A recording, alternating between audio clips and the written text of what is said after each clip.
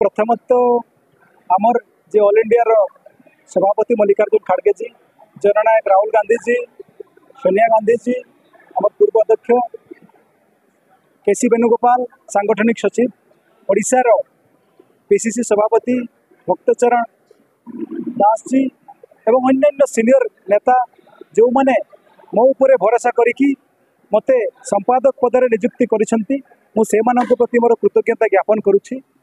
एटा मो पई एक गुरु दायित्व एवं मोर गोटे युवक हिसाब रे एवं आदिवासी हिसाब रे मु फोकस करी अधिक रु अधिक युवक मानकू केमिति दल सहित जोड़ा जाई परिबो, तत्सहित आदिवासी मानकर जो मुद्दा अच्छी से मुद्दा को लेकिन दल केमती लड़ाई करिबो सेटा मु मो तरफ प्रयास करी एवं आगामी दिन रे दल मते जहाँ दायित्व दब ताकू मु बहुत दायित्वर सहित तुलेबी बोली आशा रखी।